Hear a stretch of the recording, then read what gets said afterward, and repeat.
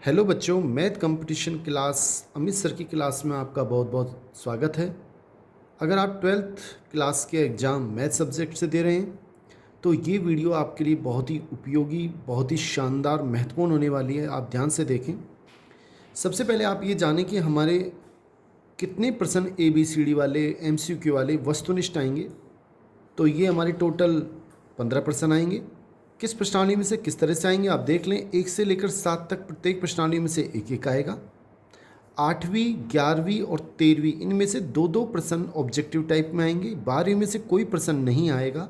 9वीं 10वीं में से एक एक आएगा। इस तरह से टोटल 15 प्रश्न हमारे आएंगे। बच्चों, मैंने बहुत ही इम्पोर्टेंट, वेरी मोस्ट 49 प्रश्न मैंने MCQ वस्तुनिष्ठ बनाए हैं और मैं आपसे कहता हूँ उन 49 क्वेश्चनों को आप देख लें। आपके 15 के 15 क्वेश्चन बिल्कुल सही होंगे। देखना स्टार्ट करते हैं। क्वेश्चन स्टार्ट करते हैं। पहला क्वेश्चन इस प्रकार है, देखें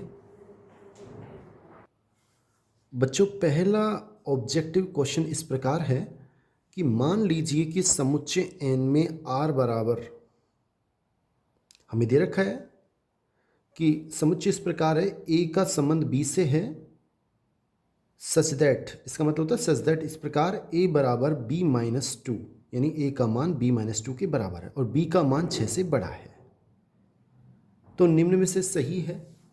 देखो, b का मान 6 से बड़ा है तो आप b का मान 7 से स्टार्ट करें कि b का मान कितना लें, 7। अगर b का मान हम 7 लें तब a का मान कितना आएगा आप चेक करके बताएं।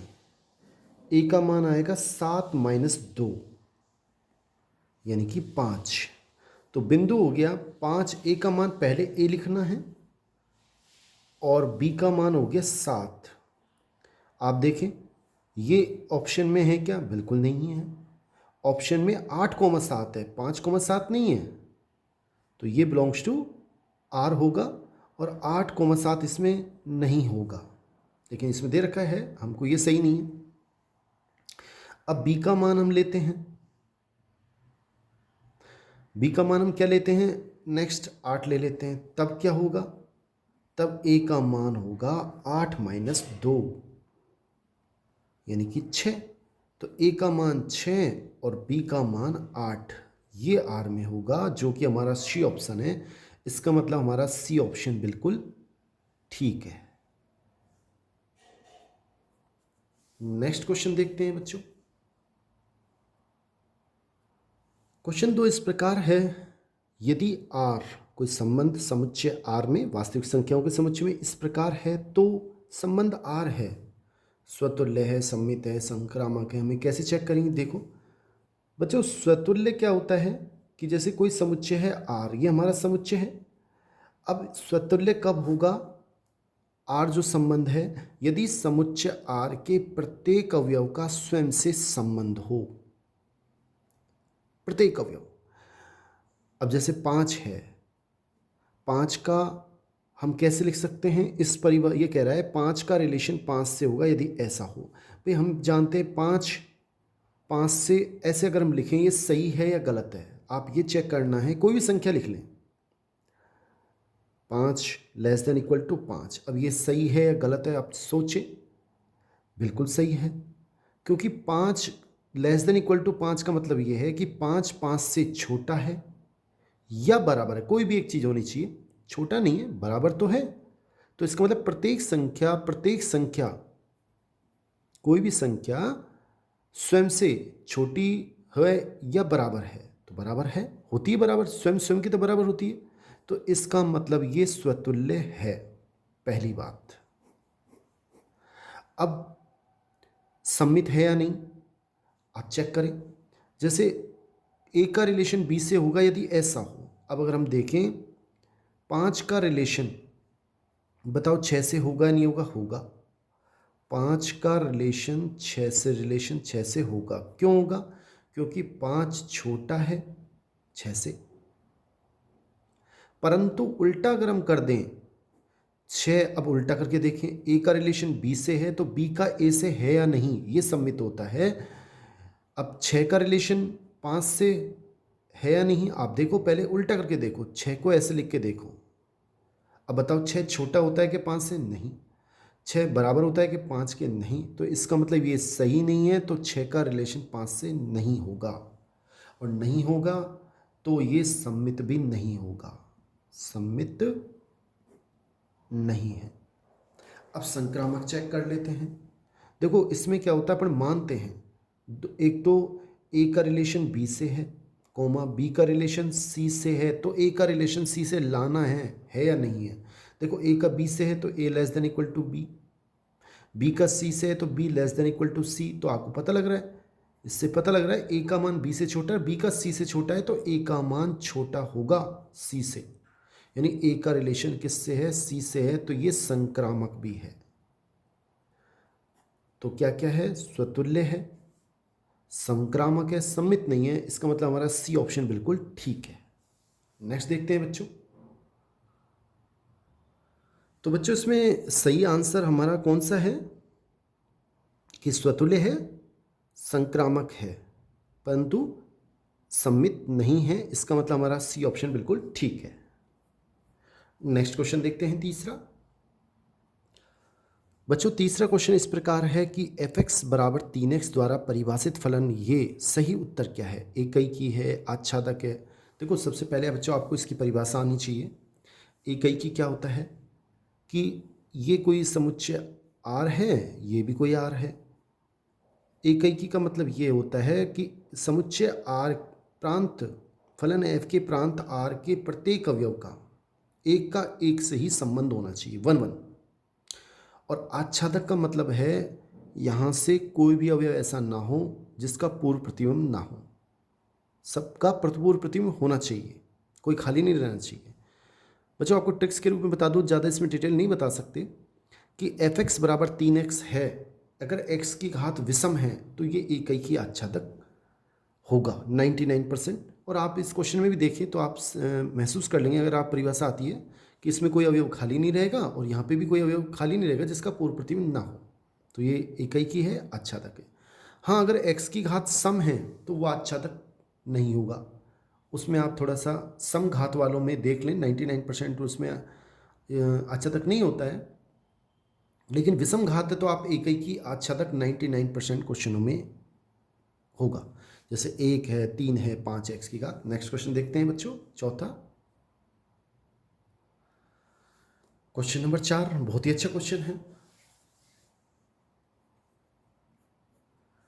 साइन इनवर्स -1/2 का मुख्य मान क्या है? बहुत आसान, बहुत शानदार। देखो अगर क्वेश्चन इस प्रकार होता कि साइन इनवर्स 1/2 का मुख्य मान क्या है, तो हमें ये चेक करना है कि हमारी जो 10वीं क्लास की सारणी है उसमें 1/2 साइन पे कितने डिग्री पर आता है। हमें याद होना चाहिए 30 डिग्री पर आता है, और इसको हम π/6 भी लिख सकते हैं। अब बात आती है माइनस की। अब इसमें प्लस नहीं है, इसमें है साइन इनवर्स -आधा।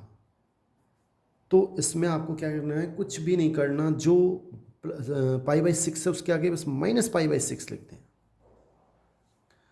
इसके लिए भी ट्रिक्स है, आप ध्यान रखें कि साइन, कोसेक और टेन, साइन, कोसेक और टेन, इन तीनों के लिए आप माइनस का माइनस लिख दें, और कोस, सेक और कोट में पाई माइनस घटा के लिखिए। अभी क्वेश्चन आएगा, हम बात करेंगे, पहले इस क्वेश्चन को देख लेते हैं। तो इसमें सही आंसर कौन सा होगा? बी।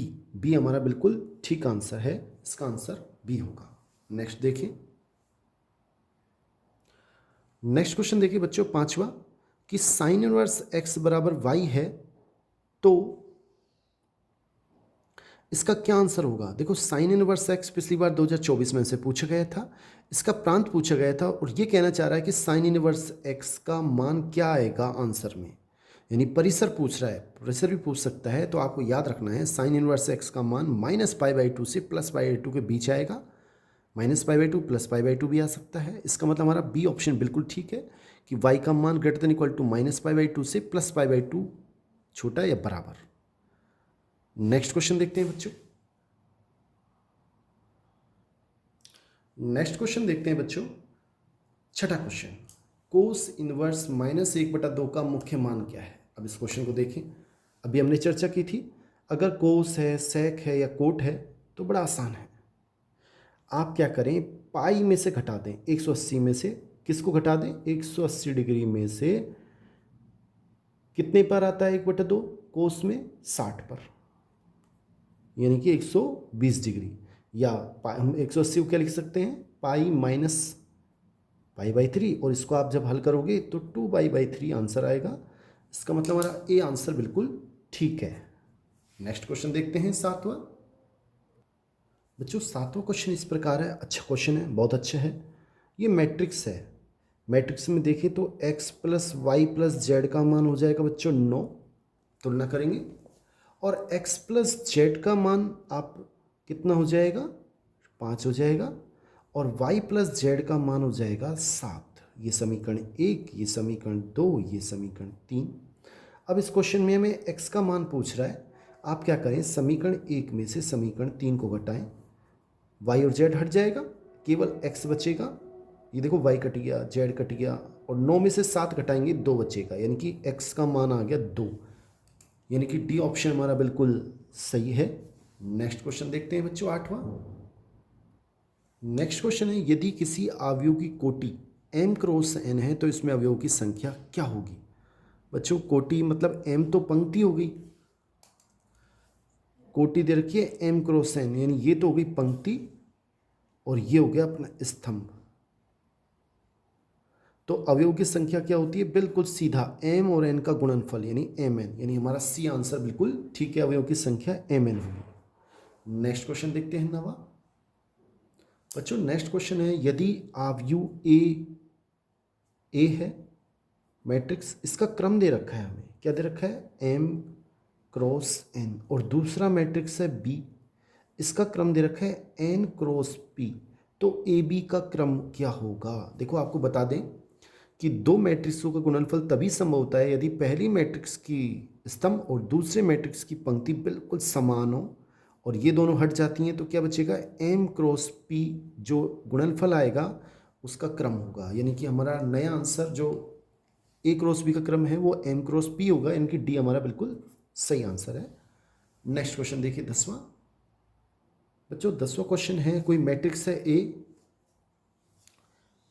क्रम उसका दे रखा है m क्रॉस n, यानी उसमें m पंक्ति है, n स्तंभ है, एक वर्ग अवयव होगा यदि, आपको याद रखना है कोई मैट्रिक्स वर्ग मैट्रिक्स कब होता है, यदि उसमें पंक्ति और स्तंभ की संख्या बराबर हो तो वो वर्ग मैट्रिक्स होगा। इसका मतलब हमारा सी आंसर बिल्कुल ठीक है।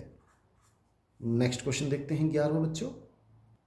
बच्चों क्वेश्चन देखिए 11वां, बहुत अच्छा क्वेश्चन है, बहुत अच्छा क्वेश्चन है, आसान भी है, कि आपको इससे गुणा करना है, कितना आएगा, कोस 75 कोस 15, फिर इसको इससे गुणा करें तो चिन्ह बदल जाता है, आपको सारणिक के बारे में पता होना चाहिए, साइन 75 साइन 15, और ये सूत्र बन गया कोस x या कोस ए कोस बी माइनस साइन ए साइन बी, यानी कोस ए प्लस बी, यानी 75 + 15 यानी कोस 90, यानी कि 0 इसका आंसर होगा।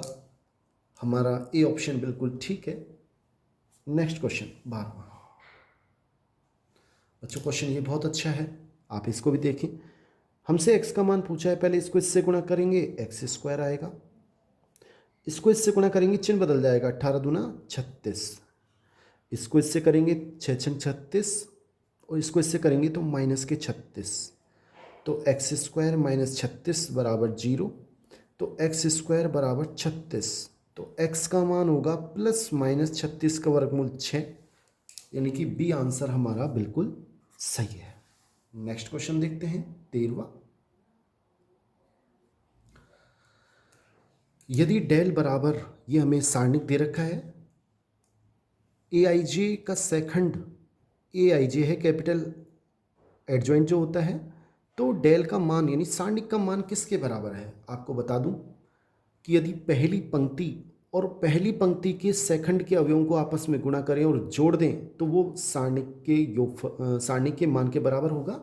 तो आप इसमें क्या देख रहे हैं, समान देख लें, जैसे A11 A13 नहीं, इसमें A11 A11 A21 A21 A31 A31, तो ये हमारा बिल्कुल सही आंसर है, सारणिक का मान इसके बराबर होगा। ऐसे कोई और भी हो सकता है, जैसे इसमें अगर 21 है तो यहाँ 21 होना चाहिए था, 22 है तो 22, इस तरह से बिल्कुल एक जैसे जो समान उनका योगफल, पहली पंक्ति कोई भी पंक्ति या कोई भी स्तंभ और उसी पंक्ति या उसी स्तंभ के सेकंड से गुणनफल का योगफल सारणिक के बराबर होता है। नेक्स्ट क्वेश्चन देखें 14वां। बच्चों नेक्स्ट क्वेश्चन है, यदि ए 3x3 कोटि का कोई वर्ग मैट्रिक्स है तो सारणिक एडजॉइंट मोड एडजॉइंट ए का मान क्या होगा। आपको सूत्र याद रखना है। एडजॉइंट ए का मोड का मान सारणिक ए की पावर n-1 होता है। अब हमसे पूछ रहा है इसमें क्रम क्या दे रखा है, जबकि ए का क्रम क्या होता है n×n। अब हमें क्रम बदल दिया। अब ए का क्रम क्या है 3x3, कोई दिक्कत नहीं है, n के स्थान पे आप 3 रख दें तो ये 3 - 1 यानी कि ए का सारणिक ए का घात 2, यानी बी आंसर हमारा बिल्कुल सही है। आप क्वेश्चन को बिल्कुल याद कर लें, रट लें। क्वेश्चन आपको यूं क्यों ही छपे मिलेंगे। आगे देखिए 15वां क्वेश्चन। बच्चों 15वां क्वेश्चन इस प्रकार है कि 3x + 2y = sin x, तो dy/dx का मान क्या होगा। कोई दिक्कत नहीं है। Differential with respect to x, दोनों और x के सापेक्ष अवकलन करें। 3 ऐसे कैसे, x का मान अवकलन 1 होता है, 2 y का dy/dx और sin x का अवकलन cos x। 3 एकम 3 इधर जाएंगे तो 2 dy/dx cos x - 3, आप क्या करें 2 का भाग लगा दें तो क्या आएगा cos x - 3/2, यानी कि हमारा थर्ड आंसर बिल्कुल ठीक है। नेक्स्ट क्वेश्चन देखें 16वां। बच्चों नेक्स्ट क्वेश्चन 16वां देखें। y = x log x, तो d²y/dx² का मान क्या होगा। बहुत आसान है, पहले एक बार अवकलन करें dy/dx, तो इसका अवकलन आएगा, पहले x का अवकलन कर दिया 1 और log x को छोड़ दिया, प्लस अब की बार x को छोड़ दिया और log x का अवकलन 1/x, यानी dy/dx आ गया अपने पास log x + 1, ये आपस में कट जाएंगे तो d2y/dx² एक बार दोबारा अवकलन जब हम करेंगे तो log x का अवकलन आएगा 1/x और 1 का अवकलन 0, यानी कि बी आंसर हमारा बिल्कुल सही है 1/x। नेक्स्ट क्वेश्चन देखें 17वां। बच्चों 17वां क्वेश्चन इस प्रकार है, x का मान ये, y का मान ये और dy/dx पूछ रहा है। बच्चों ये होती है प्राचलिक समीकरण जिसमें चर x और y दोनों किसी अन्य चर पर निर्भर होते हैं, यहाँ थीटा पर निर्भर हैं, तो हमें dy/dx निकालने के लिए dy/dθ बटा dx/dθ होगा।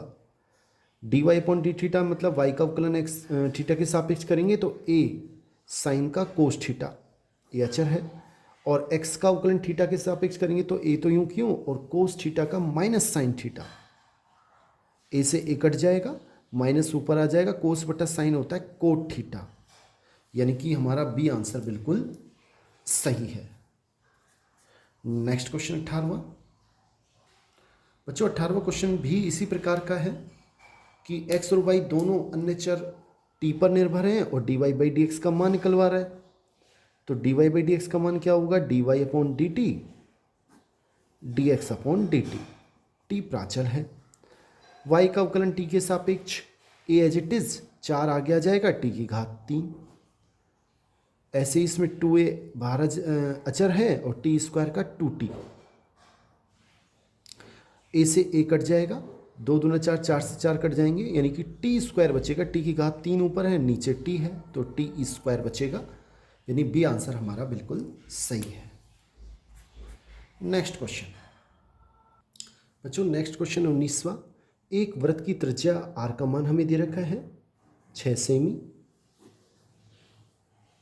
पर एक वृत्त की त्रिज्या दे रखी है पर r के सापेक्ष क्षेत्रफल में परिवर्तन की दर। देखो वृत्त का क्षेत्रफल होता है एरिया πr², और इस एरिया का अपन को परिवर्तन की दर निकालनी है, किसके सापेक्ष r के सापेक्ष, इसके सापेक्ष अवकलन कर दें, पाई कांस्टेंट है, r² का अवकलन 2r, pi as it is, r के स्थान पे 6 रखेंगे तो 6 दूनी 12, आंसर आएगा 12 पाई, यानी कि बी आंसर हमारा बिल्कुल सही है। नेक्स्ट क्वेश्चन देखते हैं 20वां। बच्चों नेक्स्ट क्वेश्चन बहुत अच्छा है। एक उत्पाद x की इकाइयों के विक्रय के कुल आय रुपयों में हमें r का मान दे रखा है। आपको कुछ नहीं, आप सीमांताएं निकालने के लिए पहले इस आर का अवकलन कर दें एक्स के सापेक्ष। आर का अवकलन करेंगे कितना आएगा, 6x + 36, 5 का अवकलन 0। अब x बराबर 15 रख दें। जब जैसे ही आप x के स्थान पे 15 रखेंगे तो 15 × 6 = 90 प्लस 36 यानी कि 126 हमारा सही आंसर है, डी। Next question 21वां। बच्चों नेक्स्ट क्वेश्चन है, यदि f(x) बराबर 2x - 1 2 + 3 का, तब f(x) का मिनिमम मान क्या होगा। देखो आपको बता दें, कोई भी वर्ग संख्या है उसका मान या तो 0 से बड़ा होता है या छोटा होता है, सबसे कम छोटा, 0 से छोटा नहीं हो सकता। तो f(x) का मान क्या होगा, निम्नतम, मिनिमम, सबसे छोटा मान। इसका सबसे छोटा मान क्या हो सकता है, 0 + 3 यानी कि 3 इसका सबसे छोटा मिनिमम मान है, डी हमारा आंसर है। नेक्स्ट क्वेश्चन देखते हैं। बच्चों नेक्स्ट क्वेश्चन इस प्रकार है, इसको आप गुणा कर दें sec²x, इसका समाकलन निकालना है, प्लस sec(x) tan x और dx। आपको पता होना चाहिए sec²x का समाकलन होता है tan x और sec(x) tan x का समाकलन होता है sec(x) प्लस कांस्टेंट c। हमें समाकलन के सूत्र याद करने पड़ेंगे, फिर सुने, sec²x का tan x और sec(x) tan x का sec(x), यानी कि बी आंसर हमारा बिल्कुल सही है। नेक्स्ट क्वेश्चन देखते हैं, ये भी अच्छा क्वेश्चन है बच्चों। नेक्स्ट अगला क्वेश्चन हमसे कह रहा है कि इसका समाकलन ज्ञात करना है, कैसे करेंगे। देखो इसको मैं ऐसे लिख सकता हूँ, 1/sin² प्लस इंटू cos² और dx। बच्चों मैंने क्या किया, एक के स्थान पे लिख दिया sin² प्लस cos²। सर कैसे लिखा, पता होना चाहिए। sin² और cos² का मान, sin² प्लस cos² का मान 1 होता है, एक के स्थान पे लिख दिया। अब sin² में जब इसका भाग देंगे तो sin² कट जाएंगे, cos² ऊपर जाके हो जाएगा sec²x, प्लस जब इसमें भाग देंगे तो cos² आपस में कटेगा, sin² ऊपर जाके हो जाएगा cosec² dx। और आपको पता होना चाहिए कि sec² का समाकलन होता है tan x और cosec² का होता है -cot x। समाकलन बच्चों आपको याद रखने पड़ेंगे। बी आंसर हमारा बिल्कुल सही है। क्वेश्चन बहुत मोस्ट है, इसका आंसर आप याद रख के जाएं। नेक्स्ट क्वेश्चन देखिए बच्चों, नेक्स्ट क्वेश्चन है 24वां। इसका समाकलन पूछ रहा है, बड़ा आसान है। आपको याद रखना है, कभी f' ऊपर हो और fx नीचे हो, इसका समाकलन पूछे, fx का अवकलन ऊपर हो, जैसे इसमें 1 + x² का 1 का 0, x² का 2x, तो आप डायरेक्ट याद रखें, अगर नीचे वाले का अवकलन ऊपर है तो log fx आंसर होगा। तो इस क्वेश्चन में log नीचे वाले का अवकलन ऊपर है तो log नीचे वाला हमारा आंसर होगा, यानी कि ए आंसर हमारा बिल्कुल सही है। नेक्स्ट देखें बच्चों, नेक्स्ट क्वेश्चन बहुत अच्छा क्वेश्चन है कि हमसे कह रहा है कि इसमें 1/x² प्लस 16 का समाकलन क्या होगा। देखो आपको सूत्र याद रखना पड़ेगा, 1/x² प्लस a², इसका सूत्र होता है 1/a tan inverse x/a plus constant c। अब इसमें 1/x² प्लस 16 है, यानी हम उसको 4 का स्क्वायर लिख सकते हैं। तो यहाँ a के स्थान पे 4 हो गया, तो 1/a के स्थान पे 4 tan इनवर्स x/a के स्थान पे 4 प्लस कॉन्स्टेंट c, यानी कि c हमारा बिल्कुल सही आंसर है, 1/4 tan inverse x/a plus constant c। Next question बच्चों, नेक्स्ट क्वेश्चन इस प्रकार है, इसका भी हमें सूत्र याद होना चाहिए, 1/x² माइनस a² का 1/2a log x minus a upon x plus a plus constant c याद रखना है। यहाँ अगर हम देखें तो 1/x² a स्क्वायर के स्थान पे ये 9 है, तो उसको मैं 3 का स्क्वायर लिख सकता हूँ। 1/2a a के स्थान पे 3 है तो 6 हो जाएगा, 2 × 3 = 6 log x माइनस a के स्थान पे 3, नीचे x plus 3 plus constant c। फिर सुने, 2 a के स्थान पे 3, 3 दूनी 6, बाकी a का मान रख दिया, इसका मतलब हमारा डी आंसर बिल्कुल सही है। नेक्स्ट क्वेश्चन देखिए बच्चों, नेक्स्ट क्वेश्चन 27वां इस प्रकार है, 1/x का समाकलन होता है log x और इसमें लिमिट है 2 से 3। पहले हमें ऊपरी लिमिट लिखें तो log 3 माइनस log 2 और log m minus log n का सूत्र होता है log m बटा n, यानी कि log 3/2 इसका सही आंसर है। सी हमारा बिल्कुल ठीक आंसर है। नेक्स्ट क्वेश्चन बच्चों, ये 28वां क्वेश्चन है, बहुत अच्छा। मैं इसके आपकी शानदार ट्रिक्स देता हूँ, पूरा करने के लिए आप क्वेश्चन को देख लें कि इसके ट्रिक्स से देखें। ऑब्जेक्टिव आएगा तो ये ट्रिक्स से कैसे करेंगे वैसे ही बता देता हूँ। y बराबर साइन एक्स है और हमें को एक्स अक्ष और x बराबर π/2 के मध्य का क्षेत्रफल ज्ञात करना है। तो क्षेत्रफल क्या हो जाएगा, 0 से π/2, लिमिट दे रखी है, एक्स अक्ष मतलब 0 से स्टार्ट है, कहाँ तक, π/2, और साइन एक्स और डी एक्स। सूत्र होता है लिमिट x की x1 से x2 यानी 0 से π/2 और y dx होता है सूत्र। तो y का मान कितना है, साइन एक्स dx, इसका मान निकालना है। आप याद रखना इसका मान 1 आएगा, 0 से पाई, मतलब सोल्व करके बता देता हूँ कि साइन एक्स का समाकलन क्या होता है, माइनस कोस एक्स, लिमिट 0 से π/2 माइनस एज इट इज, जब π/2 रखेंगे तो cos π/2 minus cos 0 minus as it is, cos π/2 का मान होता है 0, माइनस कोस 0 का मान 1 और माइनस 1 गुणा होकर 1 हो जाएगा आंसर, यानी कि हमारा ए बिल्कुल सही आंसर है। मैं ट्रिक्स ये देना चाह रहा था बच्चों आपको कि अगर साइन एक्स हो या कोस एक्स हो, 0 से अगर मान लो पाई होता तो इसका मान कितना आएगा। आप तो कुछ नहीं, इसको ये देख लो कितने पाई है, तो 2 गुणा π/2 लिख सकते हैं। π/2 तक एक मान होता है तो इसका आंसर 2 आएगा। अगर 3 पाई है, जो भी है उसको π/2 के रूप में लिखें, जितना से गुणा है वही हमारा आंसर आएगा, यानी इस क्वेश्चन का हमारा आंसर ए होगा। नेक्स्ट क्वेश्चन देखते हैं बच्चों। नेक्स्ट क्वेश्चन है, प्रथम चतुर्थांश में कुल में वृत्त x² + y² बराबर 4 व रेखा इतने के बीच का क्षेत्रफल निकालना है। आपको पता होना चाहिए कि वृत्त का समीकरण होता है x² + y² बराबर a², और ये a क्या होती है, वृत्त की त्रिज्या।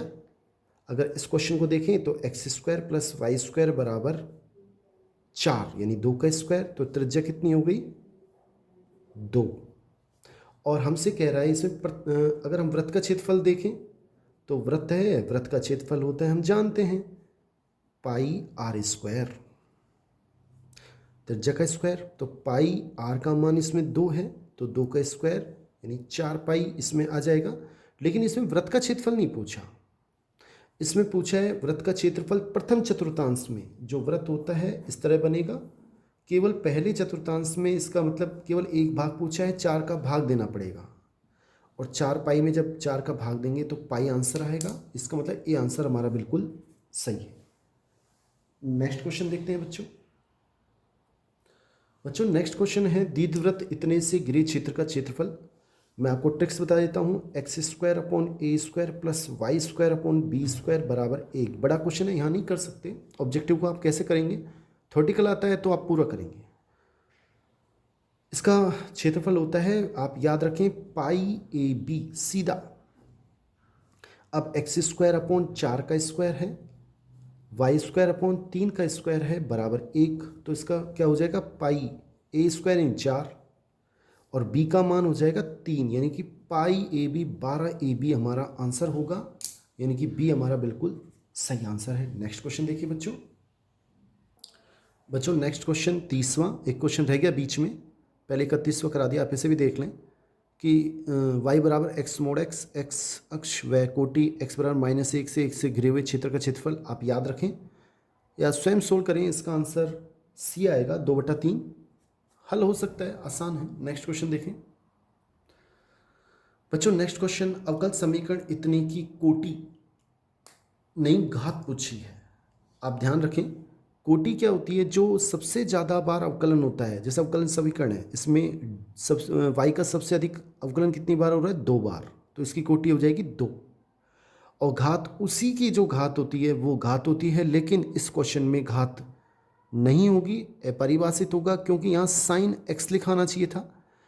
एक्स स्क्वायर लिखें या d Y by D x आ गया, तो आपको डिटेल से प्रश्नावली पढ़ लें कि sine d Y by D x मिले। तो ऐसे अवकल समीकरण की कोई घात नहीं होगी, जैसे ई की power d Y by D x मिल जाए, log x मिलना चाहिए था लेकिन log d two y by D x square मिले ऐसे। तो आप ऐसे क्वेश्चनों में घात परिभाषित नहीं होगी, तो इसका आंसर होगा हमारा डी, कि इस अवकल समीकरण की कोटि तो दो होगी लेकिन घात इसकी घात पूछ रहा है परिभाषित नहीं होगी।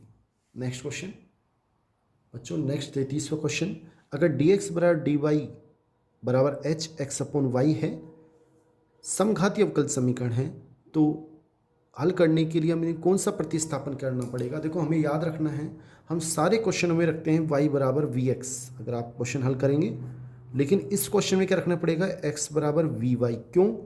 क्योंकि ये x अपॉन वाई के बराबर रूप में है। अगर D Y by D X बराबर दे तो y बराबर वी एक्स, लेकिन अभी दे रखा है D X upon D Y, और ये x अपॉन वाई के रूप में है जो समीकरण है, तो हमें इसमें x बराबर वी वाई रखना पड़ेगा, यानी कि हमारा आंसर सी बिल्कुल ठीक है।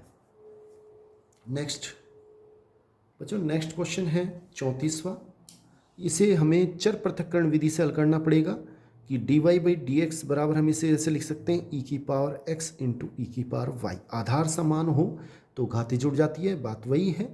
तो मैंने क्या किया, डी वाई बराबर ई की पावर एक्स इंटू ई की पावर वाई और डी एक्स लिख दिया, डी एक्स को इधर ले गया, तो ई की पावर एक्स और डी एक्स बराबर क्या हो जाएगा, ई की पावर वाई जब हम इधर लेके जाएंगे ये ऊपर जाएगा, तो ई की power minus Y D Y. अब चर पृथक हो गए, एक तरफ एक्स एक तरफ वाई, हम आराम से समाकलन कर सकते हैं। ई की पावर एक्स का समाकलन ई की पावर एक्स, ई की पावर माइनस वाई का ई की पावर माइनस वाई, लेकिन माइनस और आएगा क्योंकि वाई के साथ जो गुणा होता है उसका भाग देते हैं, वाई के साथ गुणा में माइनस है, इसका भाग देंगे माइनस आएगा, प्लस कॉन्स्टेंट सी, ये इधर आ जाएगा ई की पावर एक्स प्लस ई की पावर माइनस वाई बराबर सी, यानी कि फर्स्ट हमारा बिल्कुल सही आंसर। नेक्स्ट क्वेश्चन देखते हैं बच्चों, नेक्स्ट क्वेश्चन है सदिश इतने का परिमाण ज्ञात कीजिए। अच्छा क्वेश्चन है।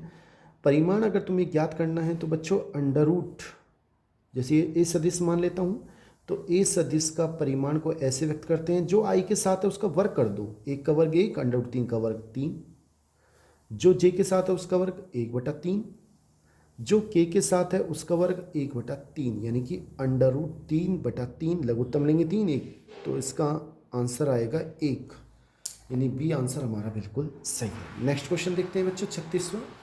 बच्चों 36वां क्वेश्चन इस प्रकार है, सदिश दे रखा है, इसका अनुदिश मात्रक सदिश ज्ञात करवा रहा है। आपको याद रखना है मात्रक सदिश या इकाई सदिश को एक कैप से लगते हैं, इसका सूत्र होता है ए सदिश बटा ए सदिश का परिमाण। ए सदिश का मान है आई प्लस जे प्लस टू के, और इसका परिमाण क्या हो जाएगा, जो आई के साथ है उसका वर्ग एक, अभी हमने सीखा था, जे के साथ एक उसका वर्ग, जो के साथ है उसका वर्ग, तो होगा आई प्लस जे प्लस टू के बटा अंडर रूट छः। हम इसे ऐसे भी लिख सकते हैं, एक बटा अंडर रूट छः आई, एक बटा अंडर रूट छः जे, और दो बटा अंडर रूट छः के, अलग अलग कर दिया, अलग अलग भाग दे दिया। इसका मतलब थर्ड आंसर हमारा बिल्कुल सही है। तो बच्चों ये थर्ड आंसर बिल्कुल सही है, इसमें थोड़ा आप ठीक कर लें, दो है, तो एक बटा अंडर रूट छः आई प्लस एक बटा अंडर रूट छः जे प्लस दो बटा अंडर रूट छः के, सी आंसर बिल्कुल ठीक है। नेक्स्ट क्वेश्चन बच्चों, नेक्स्ट क्वेश्चन है लैम्बडा के किस मान के लिए सदिश ये और ये सदिश परस्पर लंबवत हैं। दो सदिश लंबवत कब होते हैं, जब a1 a2 plus b1 b2 plus c1 c2 का मान 0 होता है। अब a1 a2 i के साथ 2, इसमें i के साथ -1 गुणा करेंगे तो माइनस के 2, j के साथ लैम्बडा, j के साथ 1 गुणा करेंगे तो प्लस के लैम्बडा एकम लैम्बडा, 5 1 5 एकम 5 बराबर 0। यहाँ से देखें तो -2 प्लस 5 3 हो गए, प्लस लैम्बडा बराबर 0, तो लैम्बडा का मान जब +3 को इधर लेके जाएंगे -3, यानी कि डी आंसर हमारा बिल्कुल सही है। नेक्स्ट देखते हैं बच्चों नेक्स्ट क्वेश्चन इस प्रकार है, अच्छा क्वेश्चन है, मोस्ट क्वेश्चन है, आया हुआ क्वेश्चन है। आप कैसे करना है आप इसको देखें। देखो ये आई है, ये जे है और ये के है। मान निकालना है आई डॉट या दिस गुणनफल है और सदिश गुणनफल जे क्रॉस के, ये जे है और ये के है। और घड़ी की हमें याद रखना है, घड़ी की विपरीत दिशा में हो तो पॉजिटिव लेना है, धनात्मक लेना है, और घड़ी की दिशा में हो तो हमें माइनस का लेना है। अब ये घड़ी की दिशा में नहीं है, घड़ी की विपरीत दिशा में, घड़ी ऐसे जाती है ऐसे नहीं जाती, तो जे के उसके यूँ आ रही है, तो इसका मान क्या होगा, प्लस का लेना है, और जो बच गया आई प्लस जे इंटू, अब आई क्रॉस के, ये आई है, अब ये घड़ी की दिशा में है तो माइनस का आएगा बचा हुआ जे के डॉट आई क्रॉस जे, ये आई है, ये आई है, ये जे है। फिर सुने, आई, ये जे और ये के। अब आई क्रॉस जे, ये आई है और ये जे है, ये घड़ी की विपरीत दिशा में हो गई, एंटी क्लॉकवाइज, तो यहाँ क्या आएगा, तो इसका मान आ जाएगा एक। आई डॉट आई का मान एक होता है, जे डॉट जे का मान एक होता है, तो माइनस का एक हो जाएगा, प्लस का एक हो जाएगा, आपस में कट के एक आंसर आएगा। सी हमारा बिल्कुल सही आंसर। फिर सुन लें, ये आई है, ये जे है, ये के है, जे क्रॉस के घड़ी की विपरीत दिशा में एंटी क्लॉकवाइज, तो आई आएगा।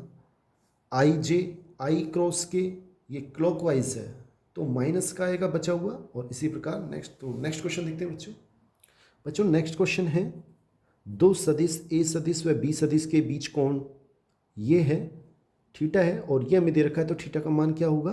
देखो इसका सूत्र होता है मोड ए सदिश मोड बी सदिश कोस थीटा, और इसका सूत्र होता है मोड ए सदिश मोड बी सदिश साइन थीटा।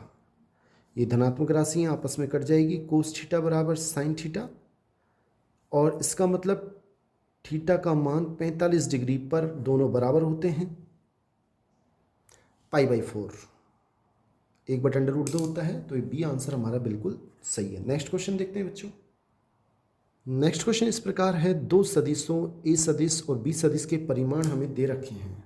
ये ए सदिश का परिमाण √3, बी सदिश का परिमाण 2, और हमें दे रखा है ए सदिश डॉट बी सदिश बराबर √6। हमें पता होना चाहिए इसका सूत्र, ए सदिश मोड बी सदिश कोस थीटा बराबर √6, मोड ए सदिश का मान √3 गुणा मोड बी सदिश का मान 2 कोस थीटा बराबर √6। तो कोस थीटा का मान हो जाएगा √6 बटा √3 गुणा 2। इसको हम काट दें तो ऊपर बचेगा 3 एकम 3 दूनी 6 √2 बटा 2, ये 3 दूनी 6। तो कोस थीटा का मान जब ये आपस में कटेंगे तो यहाँ से कट के नीचे 1/√2 आएगा, तो थीटा का मान आएगा 45 डिग्री, यानी कि पाई/4, यानी कि डी आंसर हमारा बिल्कुल सही है। नेक्स्ट क्वेश्चन देखते हैं बच्चों नेक्स्ट क्वेश्चन देखें, यदि एक रेखा एक्स अक्ष वाई अक्ष और जेड अक्ष के साथ 90 डिग्री 60 डिग्री और 30 डिग्री कोण बनाती है, तो दिक् कोसाइन को LMN से लिखते हैं। सूत्र होता है कोस अल्फा, एक्स अक्ष से बनाया गया कोण अल्फा होता है, 90 डिग्री दे रखा है, कोस 90 का मान 0। ये कोस बीटा होता है, वाई एक्स से बनाया गया कोण 60 डिग्री, इसका मान होता है कोस 60 का मान 1/2, सॉरी। और ये होता है कोस गामा जेड अक्ष से बनाया गया कोण जो कि 30 डिग्री दे रखा है, √3/2, यानी कि ए आंसर हमारा बिल्कुल ठीक है। नेक्स्ट क्वेश्चन देखते हैं बच्चों इसमें दे रखा है एक रेखा की दिक्कनुपात, ए का मान दे रखा है 2, बी का मान -1 और सी का मान -2। ये दिक्कनुपात होते हैं, ABC से लिखते हैं, और सूत्र में याद होना चाहिए a/√a² + b² + c²। ऐसे हम L का मान निकालते हैं, a का मान हो गया 2/√2, a² 4, b² 1, और ये भी हो गया 4, यानी कि 2/3। नेक्स्ट अगर m का मान निकालें तो सूत्र होता है b/√a² + b² + c²। b का मान इसमें देखें तो -1, सेम ऐसे ही आ जाएगा 3, और n का मान आ जाएगा c -2/3, यानी कि हमारा सेकंड आंसर बिल्कुल ठीक है। L का मान 2/3, -1/3, -2/3। नेक्स्ट क्वेश्चन देखते हैं बच्चों। वाई अक्ष की दिक् कोसाइन क्या है आपको याद रखना है। एक्स अक्ष की दिक् कोसाइन होती है 1 0 0, वाई अक्ष की होती है 0 1 0 और जेड अक्ष की होती है 0 0 1। यानी कि हमारा वाई अक्ष की पूछा है तो बी ऑप्शन बिल्कुल ठीक है। नेक्स्ट क्वेश्चन देखते हैं बच्चों। नेक्स्ट क्वेश्चन है दो रेखा जिनके दिक् अनुपात हमें दे रखे हैं और ये दोनों रेखाएं एक दूसरे को लंबवत काटती हैं। कब काटेंगी पूछा है हमसे। आपको याद रखना है, अभी हमने क्वेश्चन किया भी था, अगर समांतर के लिए तो देखो a1/a2, b1/b2 और c1/c2 तो रेखाएं समांतर होंगी, ये भी याद रख लें। और अगर a1a2 plus b1b2 plus c1c2 का मान अगर 0 है तो वो लंबवत होंगी। इसका मतलब डी ऑप्शन हमारा बिल्कुल ठीक है। नेक्स्ट क्वेश्चन देखते हैं बच्चों। नेक्स्ट 45वां क्वेश्चन, ये सहप्रतिबंध प्रायिकता का क्वेश्चन है। पी ए अपॉन बी का मान पूछा है, बड़ा आसान है। पी जो सहप्रतिबंध पूछे ये घटित हो चुकी, इसके घटित होने की प्रायिकता, तो इन दोनों का इंटरसेक्शन बटा जो नीचे होता है, इसको ठीक लिख लें एक बार, पी ए इंटरसेक्शन बी बटा पी नीचे क्या है बी, तो बी की प्रायिकता ऐसे करना होगा। पी ए इंटरसेक्शन बी का मान 4/13 बटा पी बी का मान 9/13। मैं ऐसे लिख सकता हूँ 4/13 इंटू, इसको ऊपर लिखेंगे 13 ऊपर 9 नीचे, आपस में कट के 4/9 आंसर आएगा, 13 13 कट जाएंगे तो, यानी कि सी बिल्कुल सही आंसर है। नेक्स्ट क्वेश्चन, अगला क्वेश्चन इस प्रकार है बच्चों। नेक्स्ट क्वेश्चन देखें तो नेक्स्ट इस प्रकार है, आप एक मिनट रुकें बच्चों। नेक्स्ट क्वेश्चन इस प्रकार है, 46वां क्वेश्चन, आप देखें इसे। पी ए का मान हमें दे रखा है, पी बी का मान दे रखा है और हमसे पूछा है पी ए अपॉन बी, तो इसका मान कैसे निकालेंगे आप देखें। अभी हमने पढ़ा पी ए अपॉन बी का मान होता है सहप्रतिबंध प्रायिकता, बी घटित हो चुकी, ए घटित करनी है की प्रायिकता ज्ञात करनी है, इन दोनों का इंटरेक्शन बटा पी बी। इसका मान हमें ऐसे कैसे लिख दिया मैंने अभी, और पी बी का मान दे रखा है 0, यानी कि अनंत आएगा, अपरिभाषित आएगा, परिभाषित नहीं आएगा, यानी कि डी हमारा बिल्कुल सही आंसर है। नेक्स्ट क्वेश्चन देखते हैं बच्चों। नेक्स्ट क्वेश्चन है, यदि पासे को एक जोड़ा है, एक साथ उछालने पर प्रत्येक पासे पर समाभाज्य संख्या, समाभाज्य संख्या एक ही होती है, केवल 2, पहले पासे पे भी 2 आ जाए और दूसरे पासे पर भी 2 आ जाए, प्रत्येक पासे पर 2 समाभाज्य संख्या आने की प्रायिकता क्या होगी। फिर सुनो, कोई पासा है उस पर समाभाज्य संख्या केवल एक होती है 2, कुल स्थिति होती है 6, और अभाज्य समाभाज्य संख्या की अनुकूल स्थिति होती है 1। इसी प्रकार दूसरे पे भी समाभाज्य संख्या आनी चाहिए, कुल स्थिति 6, अनुकूल स्थिति 1, 1 एकम 1/36, यानी कि डी आंसर हमारा बिल्कुल सही है। नेक्स्ट क्वेश्चन देखिए 48वां। नेक्स्ट क्वेश्चन है, दो घटना ए और बी परस्पर स्वतंत्र हैं, तो आपको बता दें अगर ए और बी स्वतंत्र हैं तो पी ए गुणा बी या ए इंटरसेक्शन बी का मान होता है पी ए गुणा पी बी। और अगर ए और बी स्वतंत्र हैं तो ए डैश और बी डैश भी स्वतंत्र होंगी, यानी P A dash into B dash का मान होगा P A dash into B B dash, और इसको हम लिख सकते हैं 1 माइनस पी ए, और इसको लिख सकते हैं 1 माइनस पी बी, यानी कि हमारा बी आंसर बिल्कुल ठीक है। नेक्स्ट क्वेश्चन देखते हैं बच्चों 49वां। बच्चों नेक्स्ट क्वेश्चन और अंतिम क्वेश्चन आपको कराने से पहले आपसे निवेदन रहेगा कि आप इस चैनल को सब्सक्राइब कर लें, जिससे आपके पास अभी महत्वपूर्ण 3 मॉडल पेपर जो मैं आपको डालने वाला हूं वो आप तक तुरंत पहुंच सकें। अगर आप चैनल को सब्सक्राइब करेंगे तो मैं जल्द ही उनको डालने की कोशिश करूंगा। चैनल को सब्सक्राइब करें, लाइक करें, अधिक से अधिक शेयर करें, कमेंट करें। थैंक्स। लास्ट क्वेश्चन, यदि पी ए 3/5 और पी बी इतना है, स्वतंत्र घटना है, स्वतंत्र घटना है, ए इंटरसेक्शन बी का मान पूछा है, अभी बताया था पी ए गुणा पी बी, तो पी ए का मान कितना है 3/5 गुणा पी बी का मान कितना है 1/5 गुणा करेंगे 3 एकम 3/5, पचम 25, यानी कि ये आंसर हमारा बिल्कुल सही है। बहुत बहुत धन्यवाद बच्चों, आज के लिए इतना ही। नेक्स्ट वीडियो में चैनल को सब्सक्राइब जरूर कर लें। थैंक्स।